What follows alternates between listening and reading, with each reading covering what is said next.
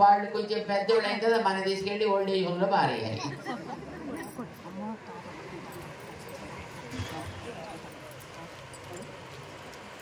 ఇన్ని రకాల వృత్తులు ఉండేవి, ఇన్ని రకాల కులాలు ఉండేవి.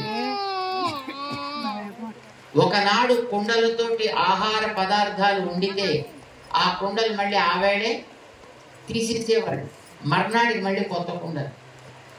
అంటే ఆ కుండలు చేసేవాడికి రోజు పని, ఆ పని ఆలయాన్ని చూసేది. రోజు ఉత్సవాలు, ఊళ్ళో వాళ్ళందరికీ అక్కడే భోజనాలు.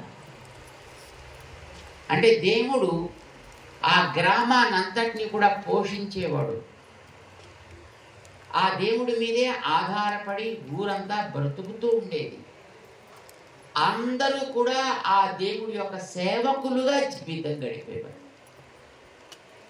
పూజారి గారు పూజలు చేస్తాడు, వ్యవసాయపు వాళ్ళు వ్యవసాయం చేస్తారు, పశువులు కాసేవాళ్ళు పశువులు కాస్తారు. రకరకాలైనటువంటి వృత్తులు అన్నీ ఆలయం మీద ఆధారపడి ఉండేవి. ఏమవుతుంది దానివల్ల? అందరిలోనూ ఒక వినయ భావం. ఇప్పుడు ఆ దేవుణ్ణి మనం పక్కకి పెట్టేయడం లేకపోయింది. అరే నేను మళ్ళీ ఒకటి మాట వినాల్సిన అవసరం లేదు, నేనే గొప్పోడిని, నేనే పెద్దోడిని, నా వెనకాతలు నలుగురు ఉంటే నేనే దేవుణ్ణి, ఇంక వేరే దేవుడు కూడా అక్కర్లేదు స్థితిలోకి వచ్చేసారు ఇప్పుడు ఈవేళ. దాంతో వ్యక్తులలో ప్రజలలో అహంకారాలు పెరిగిపోయాయి, సమాజంలో చీలికలు వచ్చాయి, కులాల మధ్య ద్వేషాలు బయలుదేరాయి. ఒక కులానికి ఇంపార్టెన్స్, ఇంకో కులానికి ఇంపార్టెన్స్ లేదు అనగానే వాళ్ళకి వీళ్ళకి మధ్య పక్కకి వేస్తే భగ్గుం అనేటటువంటి స్థితి, ఇలాంటివన్నీ వచ్చాయి.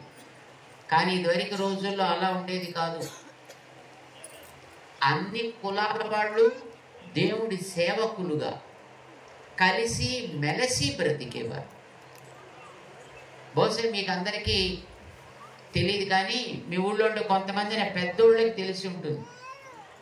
ఇదివరకు మన ఊళ్ళల్లో ఉండే వాళ్ళంతా కూడా వాళ్ళు ఏ కులపోళ్ళు అయినప్పటికీ కూడా ఒకళ్ళొక్కడ కలుసుకున్నప్పుడు బాబాయ్ అనో, అన్నయ్య అనో, వదినమ్మ అనో, తాతమ్మ